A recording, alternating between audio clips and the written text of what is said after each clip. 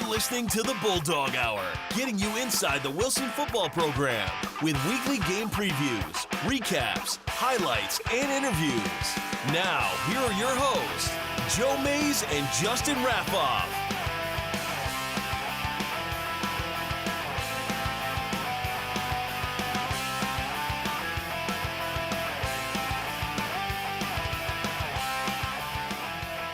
Good evening, everyone, and welcome back to the Bulldog Hour. I am one of your hosts, Joe Mays, and here with me, as always, is my co-host, Justin Raffauf.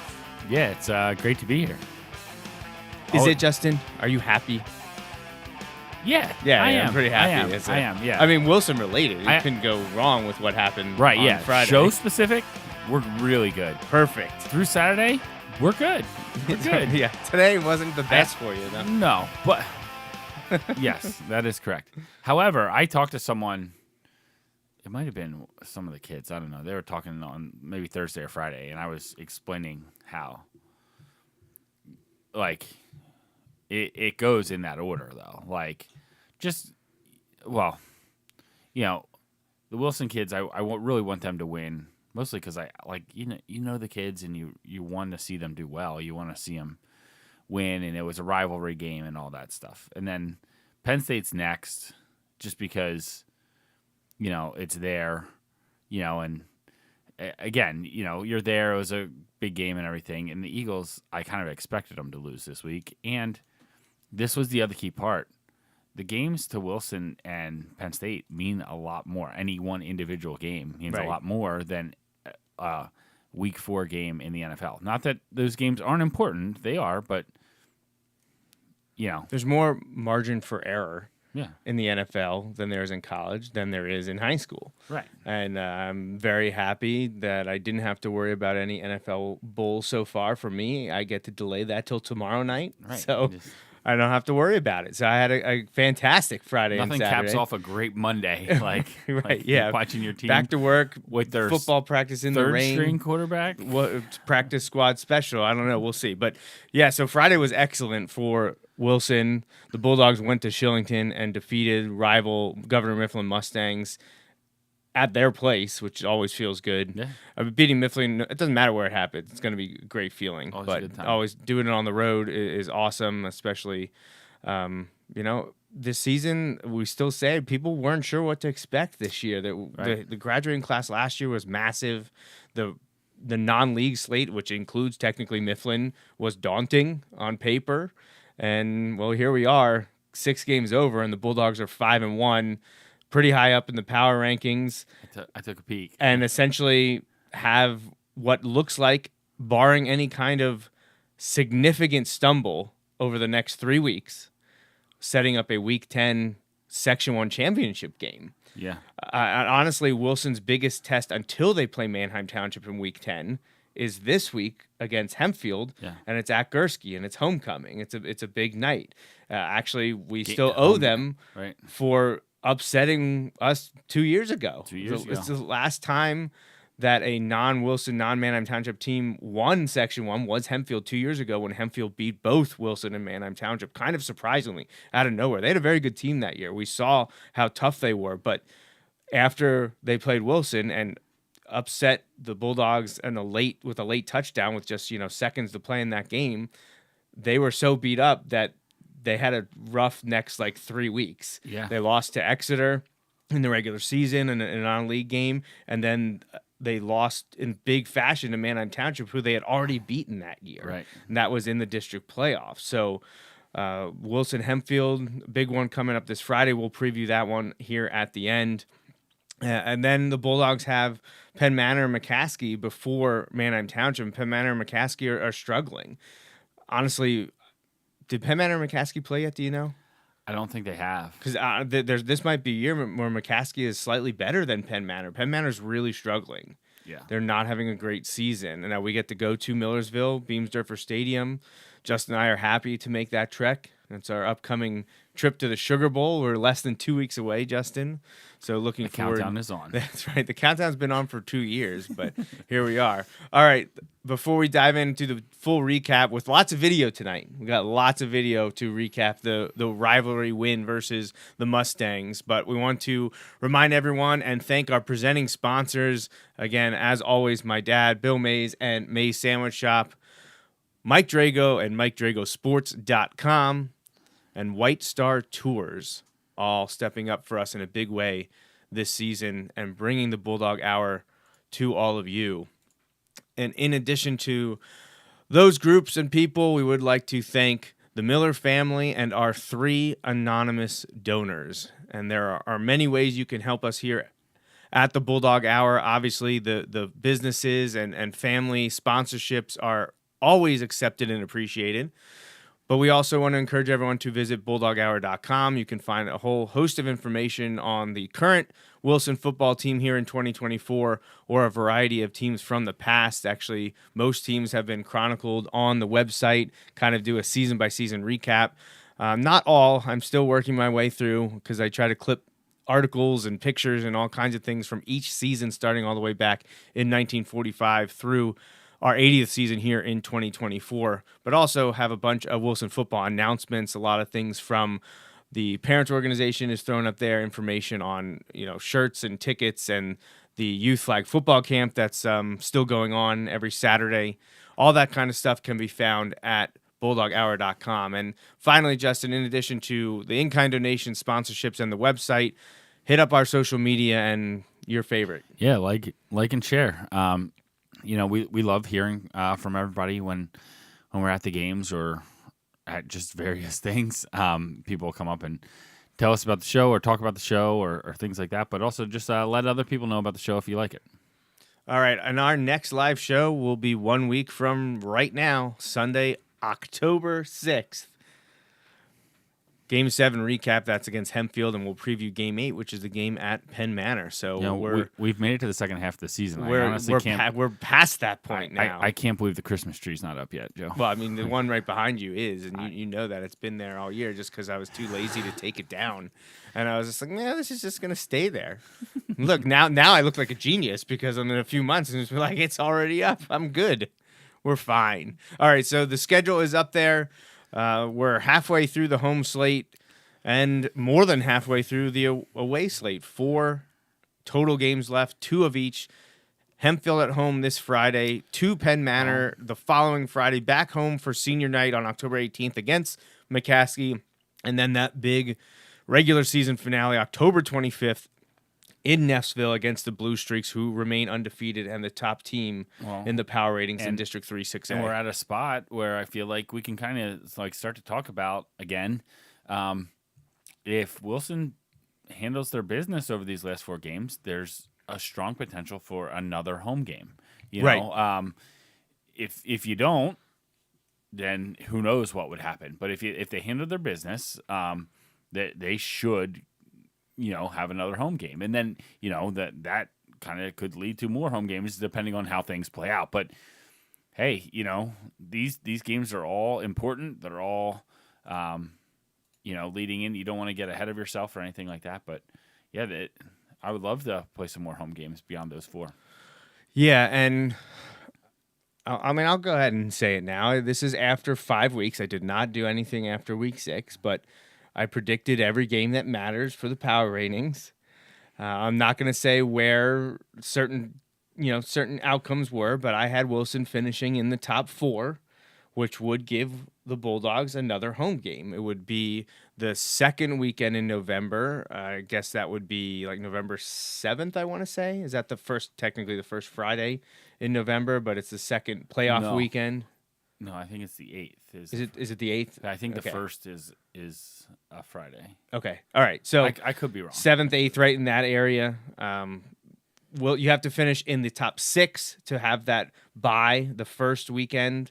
You're right after Halloween. That essentially is like a play-in round where seed 10 will play seed 7 and seed 8 will play 9. They are not reseeding. So if 10 would pull the upset, that's who the number 2 team would play. Okay. Right? No. Sorry. I'm the other way around. Right. 7 and 10 are slotted with. You know what? No, now I'm not sure. They might be 7 and 10 on the 2 and the 8 and 9 on the 1.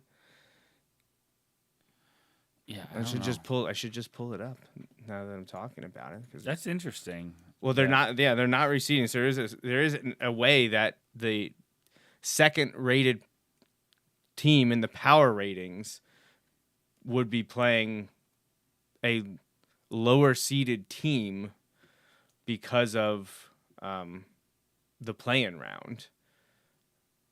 Let's pull it up here and let me take a look at it rather than try to predict what's going to happen. All right, here we go. So, yeah, the 8-9 is with the 1 seed. So, if the 10 seed would upset the 7 seed, the 2 seed would technically be playing a lower seed in the, I guess, traditional first round. They don't have it listed as to what that is. I mean, unless their bracket creation is incorrect. Right. You need to have the little slots there. And Are you telling me that it's possible that someone would not pay attention to that detail until it's too late? Yeah, it's possible. That would never happen, though. I'll also dive in. I'm not going to do it now, but I'm sure they'll wait till the Monday after the games to decide whether they would change that or not. I want to see if they have it written somewhere. Right. Otherwise, the way it looks on the bracket, that would be the case. The 8-9 winner plays the 1 seed. The 7-10 winner plays the 2 seed, which would result in kind of a weird. I think if you don't want to reseed the rest of the rounds, right? You don't have to, but they do, don't they? No, I guess they don't. They don't reseed. Because we always say if you're on this side of the bracket, we don't have to worry about playing them until the next round. If they reseeded, that wouldn't be the case. So, no, they don't reseed anything. Yeah. So I'm guessing that's what they're going to go with. You could reseed the play-in round, though. I don't see. Right. Because it would be odd to have the 2 seed get to play the 10 seed. But you know what? They don't reseed it for any of their other sports. So I doubt they would for football. I'm thinking back to the basketball where you have they've got a ton of teams that don't play in the first round. Yeah. And then they don't reseed any of that. So I don't think they will. All right. Well, there you go. Be interesting to see what the coaches have to say, especially who's ever sitting at number 1. Right, because the difference between 7 and 10 could be pretty significant. Right. I just something that came up while I was doing my own power rankings. You just think about how some of the mid-pen, is so deep some years and yeah. But anyway, I mean, right now it would be Hempfield playing Cedar Crest in the 7-10 game. Now, did Hempfield enter their score yet? No, they did not. I looked earlier. It was Hempfield, William Penn, maybe McCaskey or someone Hempfield, entered. William Penn, McCaskey, and Penn Manor have all not entered their results, which would definitely change our thing potentially one way or the other, just because we play. Well, I know that's already factored in, but they're one of our opponents. I don't know if any of them had non-league games this week too. Right. One Section 1 team always does throughout the whole. So then I guess we were the one. We were the one. So it might not actually change it all that much because one of the teams as it stands right now, Cedar Crest and Hempfield would play. Waynesboro and Cumberland Valley would play. Manheim Township would play the winner of Waynesboro, Cumberland Valley, whereas CD East would play the winner of Cedar Crest, Hempfield. I feel like you would want to play the winner of Cedar Crest, Hempfield, not the winner of Waynesboro, Cumberland Valley if you're Manheim Township, although you'll have played 3 of those 4 teams anyways. Right. So you already have seen them. I don't know. It doesn't matter right at this point. We're only 6 games into the season. There's a lot that can happen over the next 4 weeks. Wilson is sitting at number 3 in the power ratings. We'll revisit this at the end if we have time, but I do have Wilson finishing in the top 4. In the power rating predictions that I did for the first time before the game against Mifflin, I'll erase all of my predictions and update them with the Game 6 results for everyone to see how things change going forward. But I am interested to see if the first prediction I had after Week 5 is anywhere close to what we get after Week 10. It's always interesting to see what happens there. But, all right, we've got a lot to talk about with the Wilson-Mifflin game.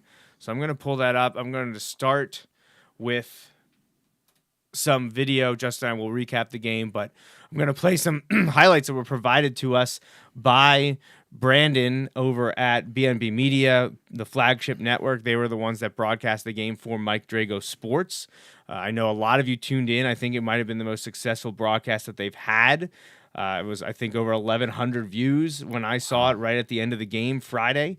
And there was also a game stream there from WEEU. Yep. They have a game recap as well. So we'll play a lot of these video as Justin and I talk about the game. So I hope you enjoy watching this if you're watching us live, as Justin and I talk about the Wilson victory over Mifflin.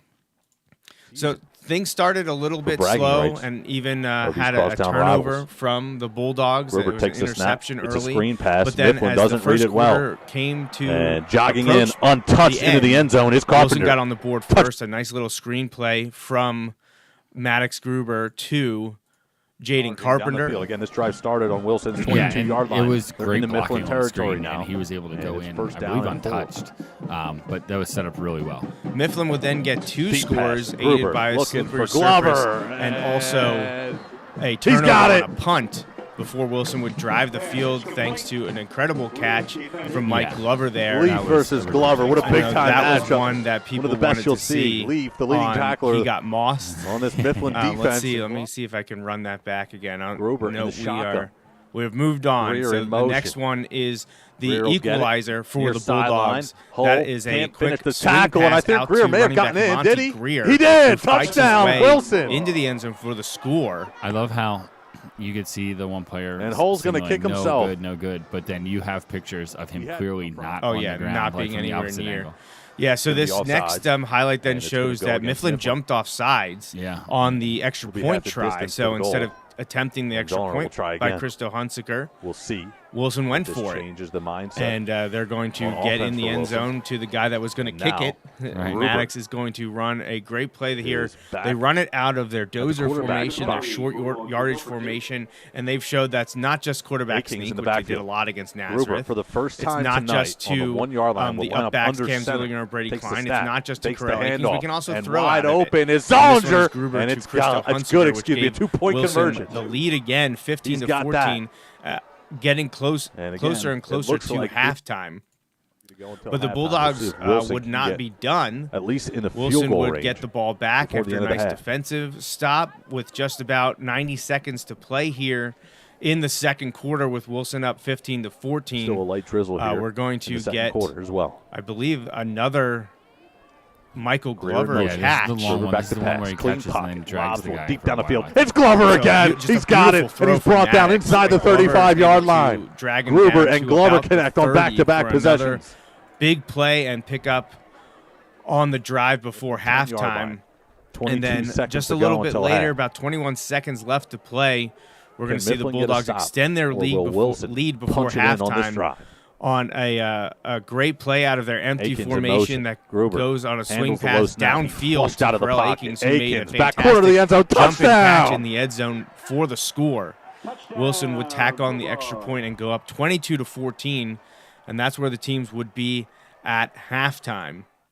So again, 3 wide receivers. So we pick to the up bottom. here in the second half with the similar score setup before the 22 penalty. to It's a screen 14. pass to Johnson, We got a nice and it's batted pass down at the line of breakup by scrimmage. Mel Gaston I think that was on a third down, too, right? on a third down, Yep. forcing a Governor Mifflin punt.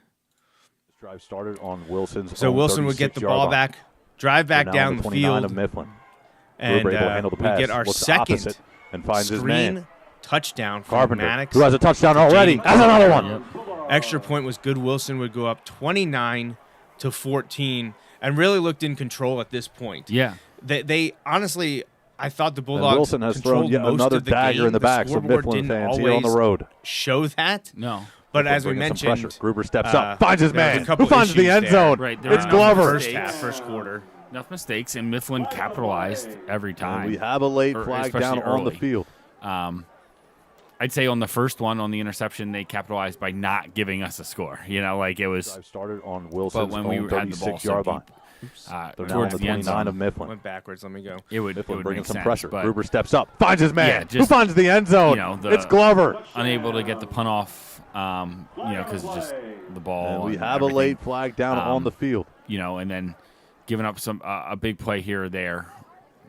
kind of let Mifflin hang around, but on the scoreboard. But yeah, it felt like Wilson was The Mifflin defense brought an extra man doing on the things blitz. they Gruber wanted to got rid of do, the ball quickly. minus a few plays. But that can you got to be touchdown careful because you don't want is it to good. come down After the because play, if we it's have within an a play unsportsmanlike conduct penalty and they've already on gotten the some big defense. plays, you just never know. Right. So actually, play after stands. the touchdown that put the Bulldogs up, let's see it again. It was the Wilson's second one own to 36-yard Carpenter. line. Here, let's We're watch now it. on the 29 of Mifflin. Put Wilson up Gruber 29 able to to handle the pass. 14. Looks Just opposite excellent downfield and finds his blocking man. and nifty moves Carpenter, from who has a Jane touchdown Carpenter already. on the That's another end. one. 29 to 14. Mifflin quarterback Javian Pletz would actually score a decent, a 30-yarder on a keeper to cut the Wilson lead. And Wilson to has thrown yet another 20. dagger in the back, so Conversion Mifflin was fans not here on good the road. that. And then I'll throw it back up here. We've watched it a couple Mifflin times. bringing but some pressure. Gruber Wilson steps up, would drive finds his the field man. again, Who finds the and end another zone? beautiful It's Glover. touchdown pass from Maddox Gruber to tight end Brady Klein. His only reception of the night is a we great have a one. late It flag would put down on Wilson the up field. 35 to 20. They would tack on the extra point. 36 to 20. The flag here was against the Mustangs. So Wilson in control, up 36 to 20. On Akings. The next Let's back the pass. And offensive it's series in for the the no man's Mustangs line and ends intercepted. It's quickly Akings. as Just like Corell that, you call his Akings name and he intercepts an produces. overthrown He's going to take pass. this one to the house. He takes it all the a way pick back six for the score. for Corell Akings. Wilson would go up 43 to 20. And Justin, I had texted you And just during like that, this halftime game has been that turned I upside said down. there would be a pick six in Wilson's favor, and then And I the thought it would be Mifflin Maddox faithful. Gruber. Unfortunately, I was off the wrong defensive Starting to back. head for the exits. I believe you're not even Late giving stages yourself of this enough third credit, quarter. though. You did. You said Maddox Schubert. It ended up being Corral. But I believe Both you teams said shake hands. Wilson's going to get They a show stop, respect at drive down and midfield. score. Wilson Check. goes on the road. Check. They put up 43 And then points Maddox is against gonna Governor get a pick Mifflin. six. And they And come when I away said with because a 43-20 with Wilson final leading score. by multiple My name is Matt scores, Spritzel for a whole it would staff force and crew Mifflin to behind the abandon scenes. their bread and We'll butter. say They so would long. have to From start Governor throwing the Mifflin High School ball here. to Again, try Wilson to comes claw away their with way the victory. back, which is exactly what happened. And I picked the wrong defensive back. I said Maddox. It was Corral. So there you have it. Player of the game for the broadcast from Flagship Network and MikeDragosports.com. Their CBL custom apparel player of the game was, of course, Maddox Gruber. And Justin, I'm not really sure that we can hide it anymore here because as we dive deep into the statistics now, there really wasn't. There were a couple guys who had great games, as always. It's usually very tough to pick who our player of the game is going to be.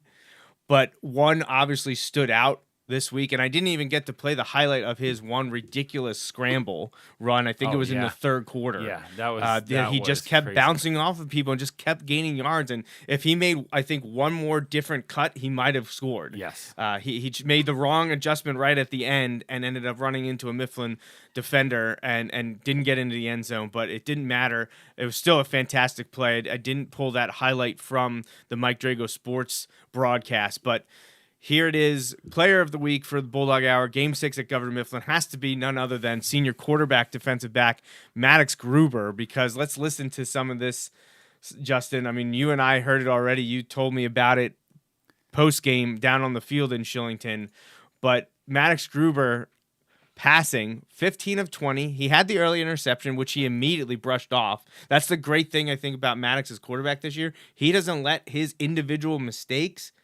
hold him back at all. No. He's out there ready to run and sling it immediately. Yep. And he hasn't made a lot of mistakes, which also helps a lot. Right. But he tends to make up for something if he does make a minor mistake here or there. Yep. Wilson drove on their first series, was about to score. There seemed to be either miscommunication or an errant throw. It was wet, so that comes into play. The drive ended on an interception, but you'll hear what Maddox did after that. 15 of 20 on the night, 232 yards passing, 5 touchdowns. He wasn't sacked a single time. Oh, and on the ground, he carried it 19 times for 204 yards. He didn't score any rushing touchdowns, but he had 5 passing touchdowns, which ties a Wilson single-game record with Chad Henne and Eric Hetrick, also both threw for 5 touchdowns in a game before. He was close to tying a Berks County record of 6 touchdowns passing in one game. Didn't quite get there, but what a fantastic night from Maddox. 436 yards combined passing and rushing. He distributed the ball to 6 different receivers. it's just incredible. And of course, he also was playing defense.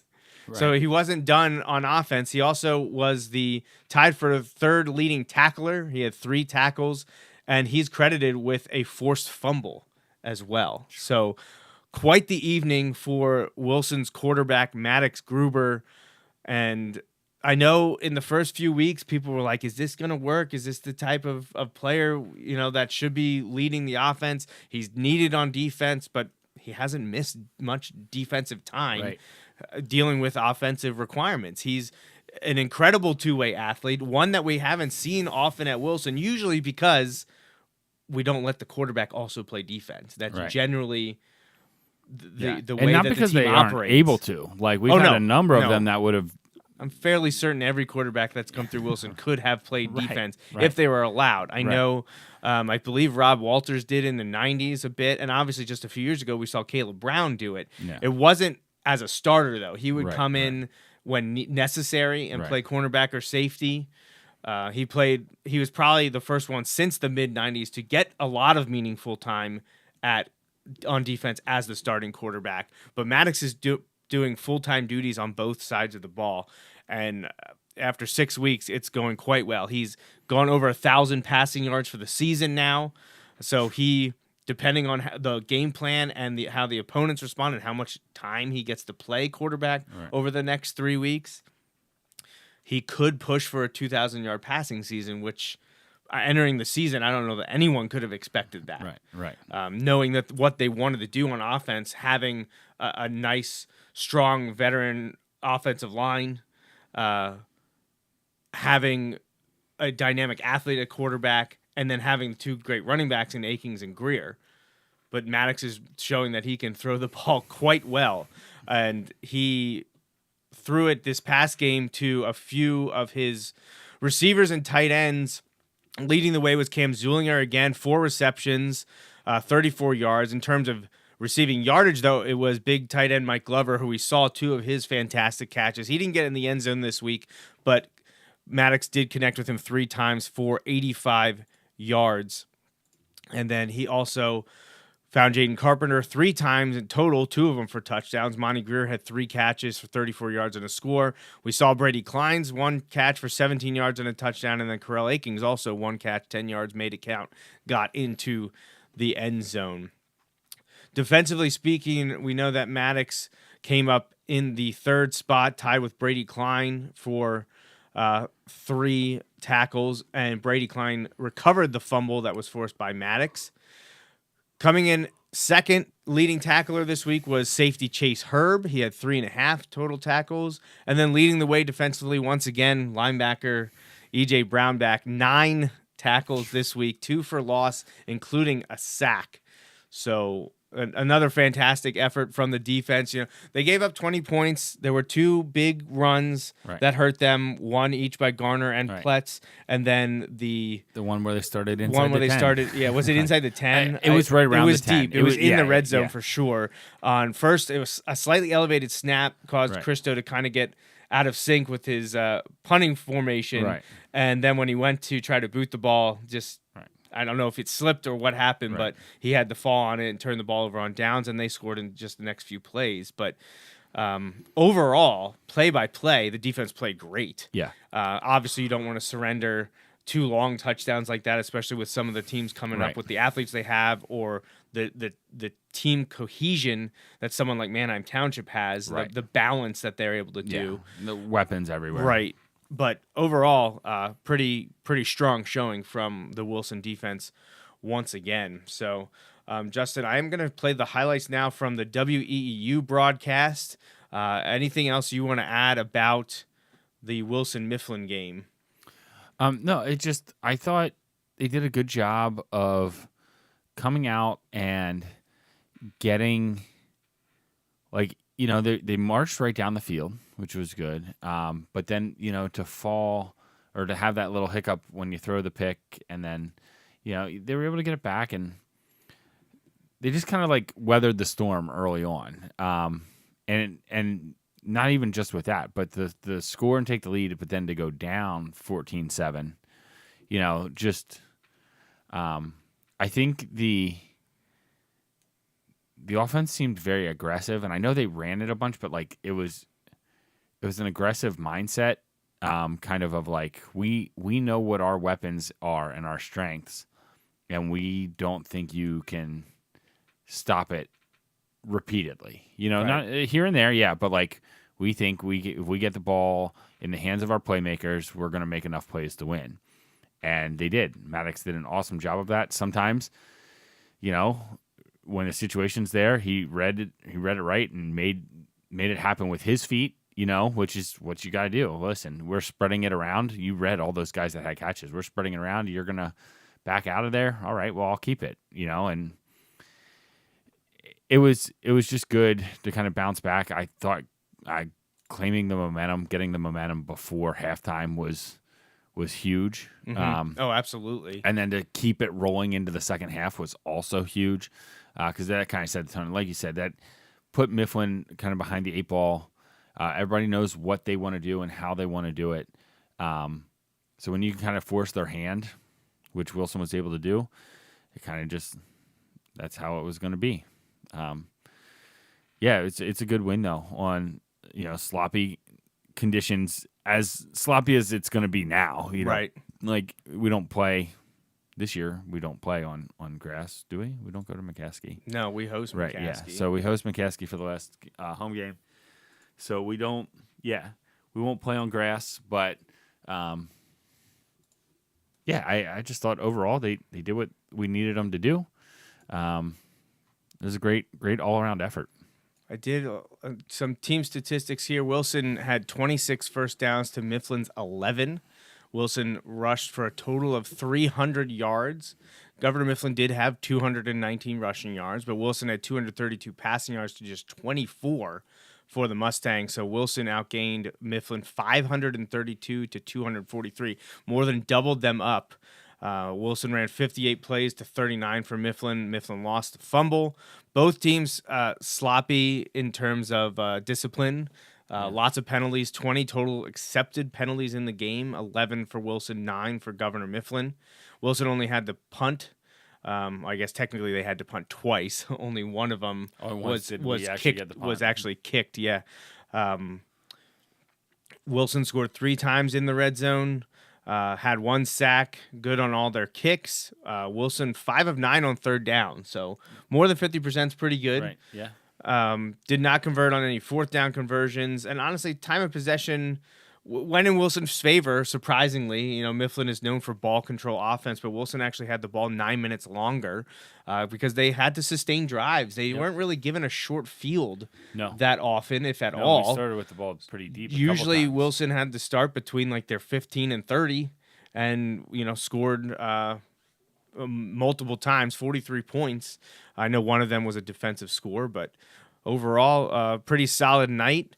When all things are considered, road game against a rival in kind of damp, misty conditions, and got the job done. I believe also got out unscathed, no significant injuries that I'm aware of, so the team should be ready to roll for Game 7 back at Instashine Car Wash Field at John Gurski Stadium this coming Friday, first Friday in October, getting to battle the Hempfield Black Knights. So I think to put a bow here on the Mifflin game, the last thing we need to do, Justin, is, let's talk to our player of the game. We recorded an interview with Maddox, just him one-on-one. I think it's our first one-on-one player interview of the season. It was about his 7th or 8th. And so he probably was gracious enough to. He was very gracious, stood there with us. He certainly didn't have to do that, but we appreciate it. And like Justin said, everyone wanted to talk to him because it may have been.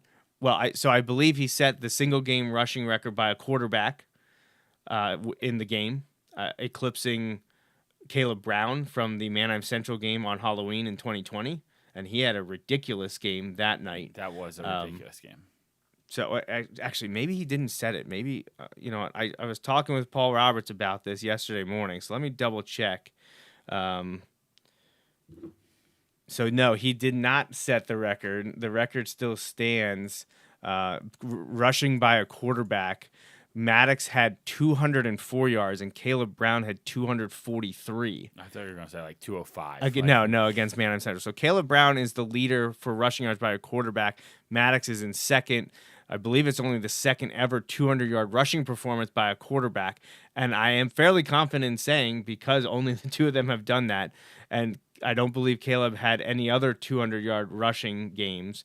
He also didn't throw for 200 yards. So Maddox was the first Wilson quarterback to ever throw for and rush for over 200 yards in each phase there. So just a fantastic night from Maddox Gruber in that regard. So let's talk to the Wilson quarterback and our player of the game, and probably everyone's player of the game. I think he could be player of the county. You know, I know Mike Drago gives out offensive player of the week. I think Maddox has a good chance of winning that award. We'll find out in the coming days. But first up, let's listen to our interview with Maddox Gruber. All right, welcome back to Postgame with the Bulldog Hour. We're here after Wilson's 5th victory of the season over rival Governor Mifflin, 43-20. And I'm not sure there's an individual that had a bigger impact than Wilson quarterback and defensive back Maddox Gruber. Maddox, how you feeling right now? It feels amazing, you know. It always feels good to beat our rivals. And especially to do it with these group of guys, it's just so special. Well, I love these dudes. Hey, I mean, you guys played really well tonight. A couple minor hiccups there, here and there at the beginning, but you regrouped in the second quarter, able to regain the lead right before halftime, and then came out and pretty much controlled the second half of play. Maddox, I don't know. I know you've been doing the interview circuit. Statistically, kind of ridiculous night. We're going to have people check on how many players have ever had a 200-yard rushing game and a 200-yard passing game. You finished with 204 yards rushing, 232 yards passing, 5 touchdowns, which I believe ties a Wilson program record. We were all cheering for you to get one more passing TD because that would have tied you for first in county history with 6. What was the game plan tonight? It looked like a little bit of a different formation set that Coach Palm had you running out there. What was it that they saw that you wanted to take advantage of? We wanted to spread them out, to be honest. We wanted their linebackers to guard our tight ends. And, you know, when we pass the ball, it's a great matchup. So, yeah, we just wanted to spread them out because we knew that they couldn't stop us. Because they got these big guys up front. Yes. Slow guys. And we knew that we could get to the edge. Yeah, you got to the edge often, and you also like to throw the ball to a variety of players. You don't focus in on one guy. It looks like 6 different players caught the ball. 4 of them actually had 3 or more receptions. Jaden Carpenter had 2 touchdowns tonight on a little screen game, like you said, get it outside. Pretty excellent job. Offensive game plan and execution across the board. Tell us about your backfield mates, Carell Akings and Monty Greer, what they bring to the offense. They're so athletic, so fast. You know, when we need a play, we know who to go to, Monty or Carell. So it's just so fun playing with those guys, getting them the ball, let them do their thing. It's just amazing what they can do. You talked about the tight ends, Cam Zulinger, 4 catches. Brady Klein got the touchdown. Mike Glover. Talk about a little bit about him and what he brings to this team in terms of the ability to bring down the football when you throw it his way. I like to tell people it's like a 70-30 chance of a jump ball. 70% chance going his way, 30% chance going the other way. So yeah, if I see Mike down the field, it's probably gonna go up to Mike, to be honest. So you lost me a bet tonight, Maddox. I texted Raffauf at the second half that I guaranteed a pick 6 by you, but it was Carell who got it. It was off by one guy. Called the play, didn't get the right guy. But tell us about the defensive game plan, because you're one of the rare Wilson quarterbacks to play full-time both ways. What was the defense like tonight? What were you trying to stop Mifflin from doing? The run game, obviously. But, you know, we didn't want to get lulled to sleep because, you know, they always got that pass game. But, yeah, we just wanted to stop the running. I thought we did pretty well at it. Stopped really good running back, fullback, Brady, Gardner. So, yeah, I'm just so happy for my guys and the defense. All right, Maddox, thank you so much for joining us. Enjoy your rivalry trophy. Enjoy this win, and then right back to business for another section game next week. Back at Gurski at home against Hempfield. So congratulations on a great night, Maddox. Thank you. All right. So thanks once again to player of the game, Maddox Gruber, for joining us afterwards to talk a little bit about the game. So I wanted to check. I knew they had run for a fair amount of yardage, but I wasn't sure if Grady had gotten over 100, and he did. He rushed for 127 yards, a long of 38. So he averaged 5.5 yards a carry. A pretty respectable performance by him. Oh, yeah, he had a great game. And you could clearly see how, again, I'm biased. I think Wilson's defense is really good. You can see how he could carve up some teams. Oh, like yeah. He was impressive. Like he can run with power. He can run with speed. So you can get him up the middle, getting 5 yards a chunk, if not more, like 5 to 8 yards a chunk. But you can also, with some of that misdirection, you get him outside, whew, goodbye. Like we saw it. So thankfully, Wilson's defense played at a level where we didn't see it too bad. Like, think about that. Like, it felt like, oh, okay, it wasn't too bad, and he still got his. Yeah. What Wilson did a really good job of, though, is Pletz had the one run. But other than that, they really held everyone else in check. Yeah, Grady had the 38-yard run, and Pletz had the 45-yard run. Right there is, 83 of their 209 rushing between the two of them on those two big chunk plays. If you prevent that from happening, obviously they're going to keep churning and get more yards, but it's probably not as big of an impact. Right. But yeah, overall, fairly good job by the defense. Just have to cut out the couple big plays and some penalties. That's the biggest. Yes. That was not just a defensive thing. That was also, we saw multiple holding calls again. It's unfortunate. Got to clean that up, especially when you're playing a team like Mifflin that could really come back to bite you. It didn't this time, but we've seen it happen in the past. But all right, so Justin, we've got about 20 minutes left. It's time to talk about Wilson's next game, which is going to be this coming Friday back at Gurski Stadium against the Hempfield Black Knights, and former Wilson assistant George Eager comes back to town. The Hempfield is struggling once again this season. They're not like they were 2 years ago. They have a few wins. They have a few players, obviously, that we need to watch out for, but by and large, Wilson should be ready to go to take care of business and not have this be a close game. They won this. They've kind of been alternating wins and losses all season long. They beat Penn Manor 36-0 this past week. But the previous week they were shut out by Manheim Township 38-0. They were able to score a bunch against McCaskey 58-21, but they lost to Governor Mifflin 28-23. So obviously our favorite comparison is common opponents and transitive property. Yeah, exactly. So Mifflin beat Hempfield and we beat Mifflin. So that's not how it works. But if you want to take that as an indication of what we hope happens on Friday, sure. But that's not the way the team should be thinking. Hempfield did beat up on York William Penn in week 2, 27-6, but they lost in week 1 to Dallastown, 28-9. And Dallastown correct? Is not undefeated. Oh. They lost in overtime to Central York. Oh, wow. On homecoming night at Central York, the Panthers pulled it out 28-27. Wow. In overtime. So I'm interested to see a write-up on that one, because that was a huge game in the 6A for the 6A power ratings. Central York remains a one-loss team after they lost to Manheim Township in week 2, but Dallastown took them to overtime. I'm sorry, that game was at Dallastown, not Central York. I apologize.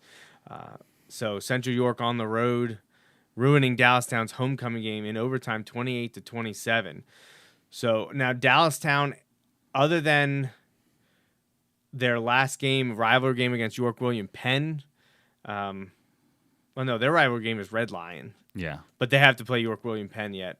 I would think I think Dallastown has a good chance to finish the season at 9-1 and was 1 point in overtime shy of beating Central York. So Dallastown is the York team this year, right there with Central York. They have two good teams. The last few years it's been Central York and William Penn. Right. This year it looks like it's Dallastown and Central York.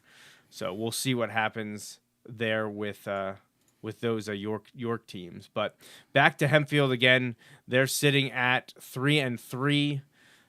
Alternating wins and losses coming to Wilson. Actually, they have 3 straight road games now at Wilson, at Exeter, at Cedar Crest. They're not. If it was such a thing, they wouldn't be favored in any of those 3 games. Right. Wilson obviously sitting at 5-1, has defeated one common opponent so far.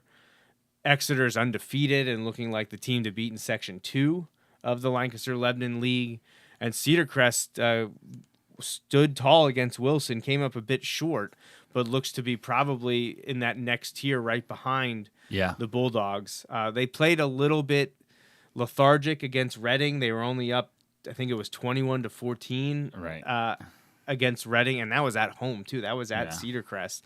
But Cedar Crest, I think, is probably a better team than Hempfield right now. So Hempfield's got its work cut out for them over the next 3 weeks, and hopefully Wilson kicks off that string of road games for them in a terrible manner for them.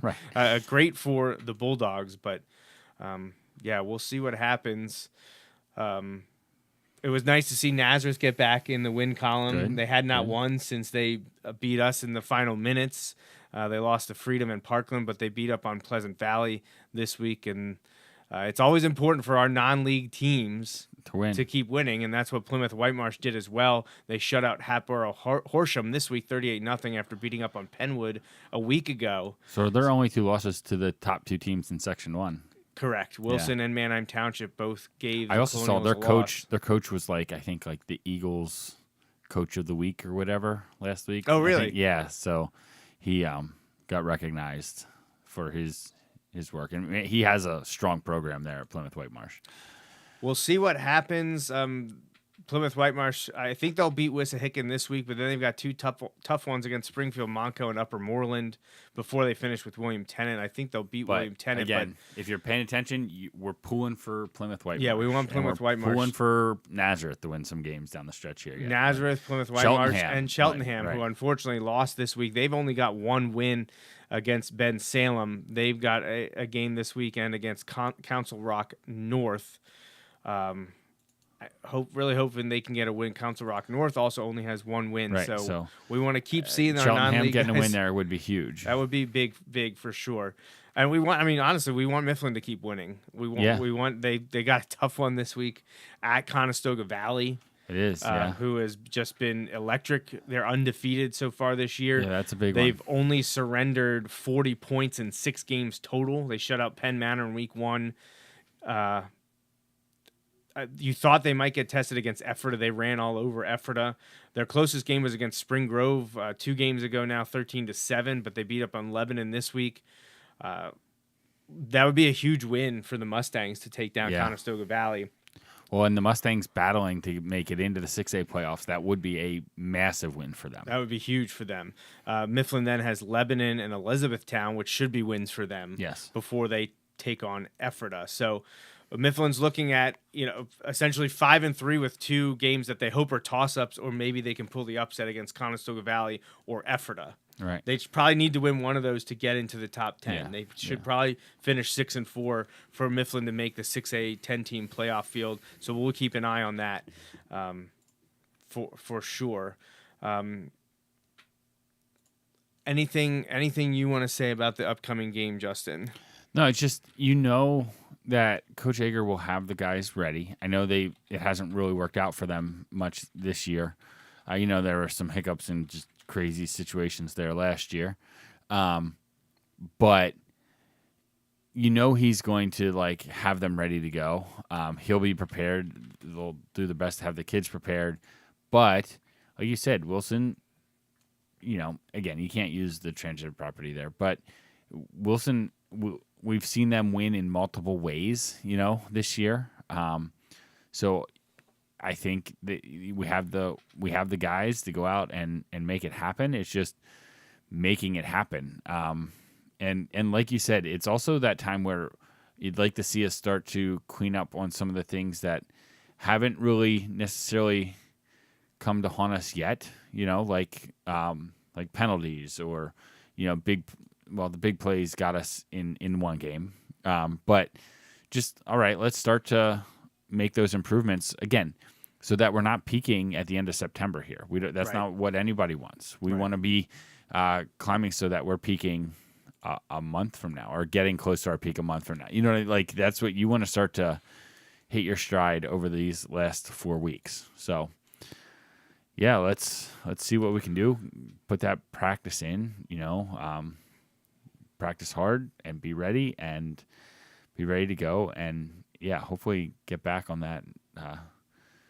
Not many teams get to beat Wilson at Wilson.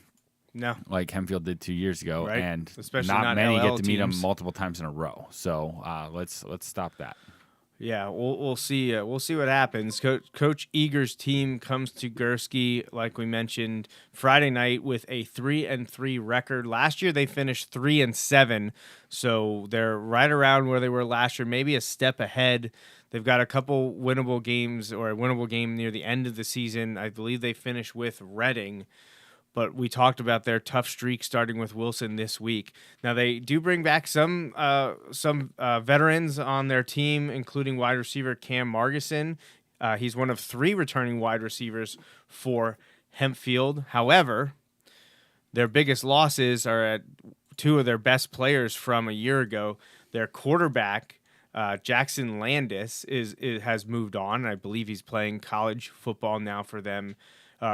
College football. And then the one that we're happy to see go, Justin, Micah Gates has moved on at wide receiver. So Landis to Gates won't happen, but they do have some pretty good receivers back in Margison that I just mentioned, and also tight end David Ennis, who will play linebacker for the Black Knights. They've had a few guys battling for the quarterback job. They have a good amount of linemen. They always have size, but we'll see what they're able to establish on the ground against a Wilson defense that really plays well against a running team. They have a good linebacker core as usual. I mentioned Ennis already, but Orion Abrams, Braden Charles, and Brody Gebhard will round out their 3-4 look. Margison will play defensive back with Dominic Acevedo and Grayson Doyle and Derek Catch at safety as well. So we'll see what happens.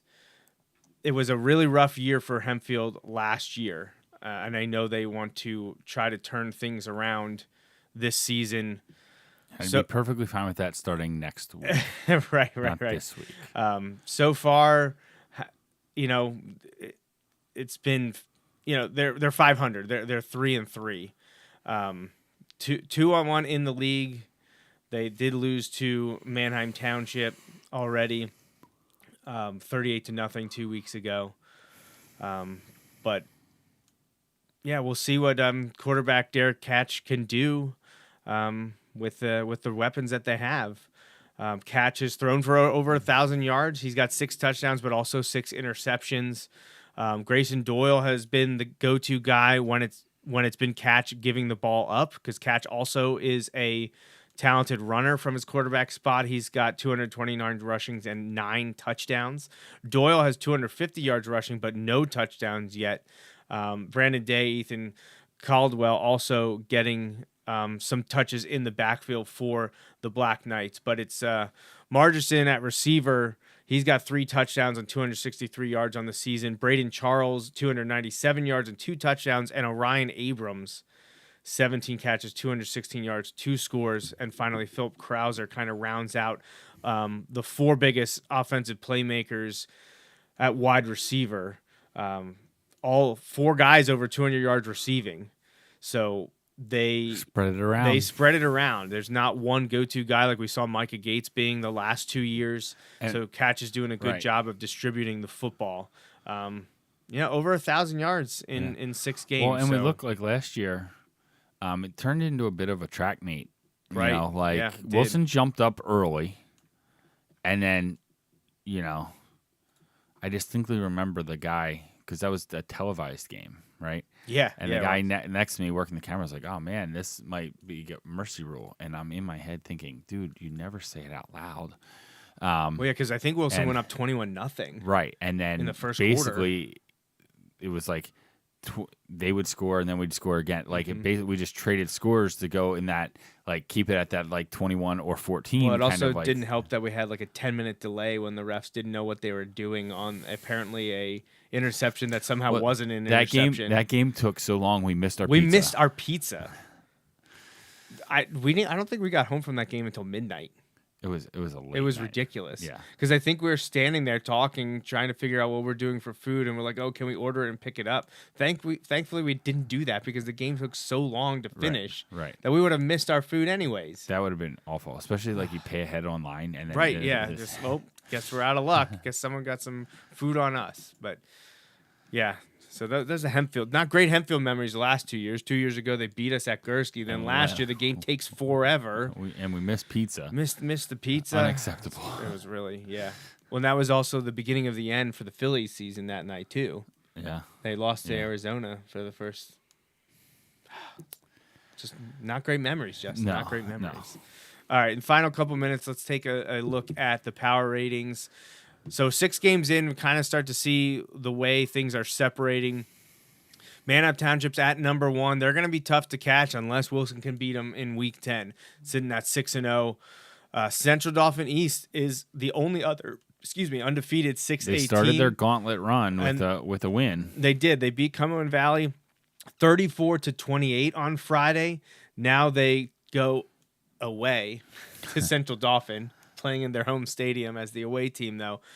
I expect CD East to win this game. I know do it's a too. rivalry game, Right. but CD East is the better team this season, so I expect CD East to get to 7-0, but then it really becomes what kind of team are you? Right. As they'll play State College at McDevitt and Harrisburg.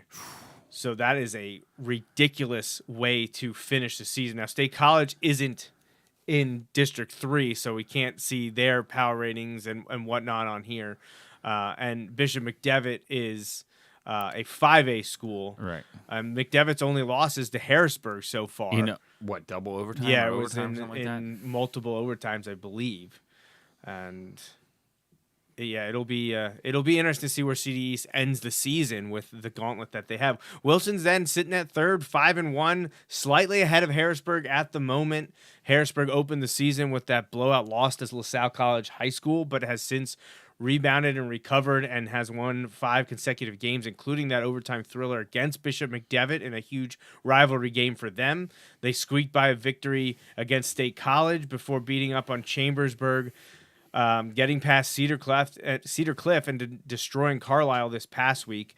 They will now play Altoona, which took someone. It was a really close game. Do you remember who I said who that was against, Justin? No. You are useless. Yes. Can't You remember know anything. this. I'll do it myself. Oh, the Altoona took McDevitt to the wire, 28-21 that's this past weekend. So I didn't think Altoona was that strong, but they were able to hold their own against Bishop McDevitt. We'll see what happens this week when Harrisburg goes to Altoona. Stone Saunders set the record for touchdown passes. He did. Yes, he did. All right. Central York is 5 at 5-1. Their only loss is to Manheim Township. Dallastown is 6. Their only loss is to Central York.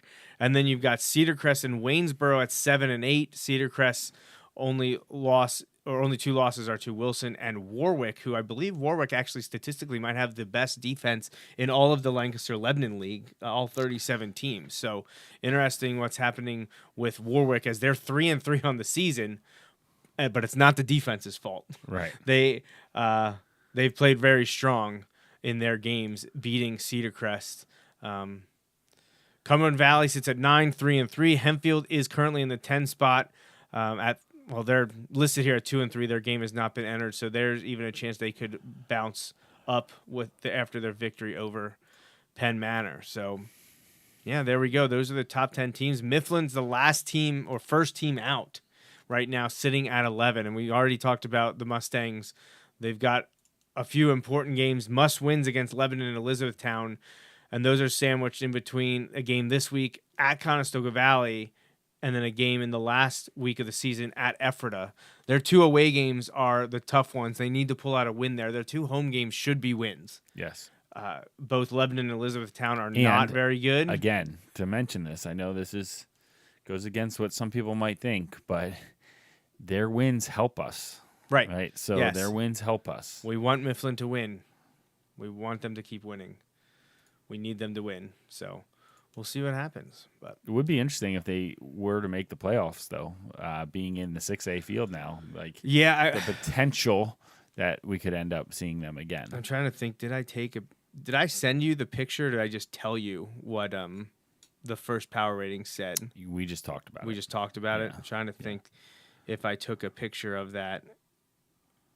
Oh, I did. I do have Mifflin making the field on my predictions. I have them at the 9. They would play Waynesboro for the right to play Harrisburg. Mifflin at Waynesboro. No, I'm sorry, for the right to play Manheim Township. At Waynesboro? Yeah. It would be at Waynesboro, yeah.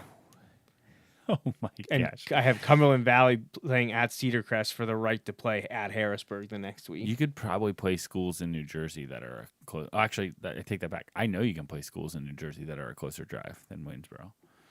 I have Wilson hosting Dallastown. We've seen that before. I think. We've seen that before, but Yeah. this is a different Dallastown Different team. generation. Than, No, yeah, that was a long it's time ago. been a while. I think it probably over a decade, maybe Yeah. a dozen years since we Yeah. played Dallastown. That'd be interesting. Some of my friends from Columbia live in Dallastown now. Oh, really? Yeah.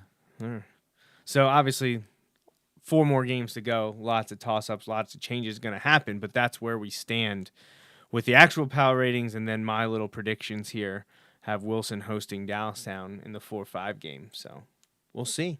Hey, you never know. Never know. All right. Anything else to add, Justin, about Mifflin, Hempfield, or the first half of the No, season? just handle your business during the week so that you can handle your business on Friday. Be ready to go. Yeah, absolutely. Like I said, I believe this is homecoming for the Bulldogs this week. So Pink going to be out. a lot of stuff going on. Pink out.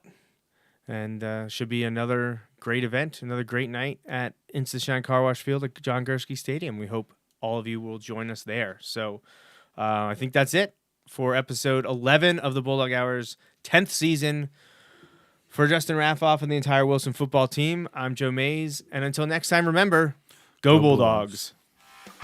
Thanks for listening to this week's episode of the Bulldog Hour. Want more Wilson football? Follow the show on Facebook, Twitter, and Instagram. Subscribe to the podcast on iTunes and SoundCloud. Or visit www.bulldoghour.com. The Bulldog Hour is a featured program on jmnjrradio.com.